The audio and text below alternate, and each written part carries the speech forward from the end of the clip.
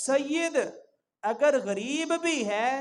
تو اسے زکوٰۃ کا مال دینا فقہائے متقدمین کے نزدیک جائز نہیں ہے،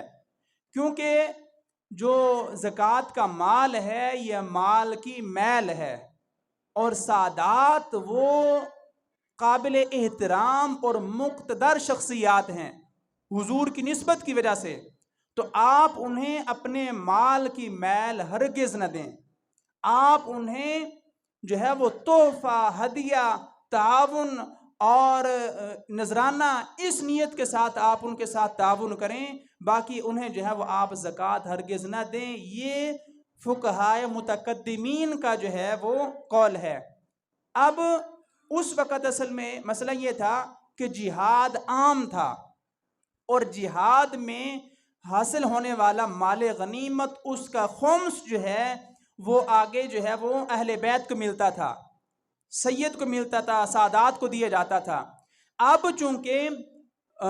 جہاد کا وہ طریقہ کار، وہ کنسیپٹ نہیں ہے، وہ طریقہ نہیں ہے، اس وجہ سے مال غنیمت بھی اس طرح سے حاصل نہیں ہو رہا۔ جب مال غنیمت حاصل نہیں ہو رہا تو سادات کو خمس بھی نہیں مل رہا۔ اب فقہائے متأخرین نے کہا ہے کہ اگر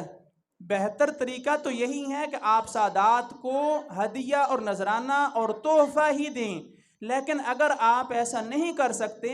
اور سید جو ہے وہ واقعتاً بالکل جو ہے وہ غریب ہے اور صاحب نصاب نہیں ہے، تو آپ اسے زکوٰۃ ادا کر دیں گے تو زکوٰۃ ادا ہو جائے گی۔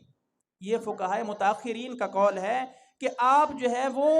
خمس بھی نہیں دے رہے، آپ ہدیے، نذرانے، تحفے، تحائف یہ بھی نہیں دے رہے، تو انہوں نے بھی تو کسی طریقے اپنی زندگی گزارنی ہے، تو آپ انہیں کہیں کہ یہ تو آپ کو دینا نہیں ہے، صدقہ واجبہ دینا نہیں ہے، وہ آپ کو لگتا نہیں ہے، صدقہ نافلہ وہ ہم نے نہیں دینا، تو ان کے لیے مشکل ہو جائے گی،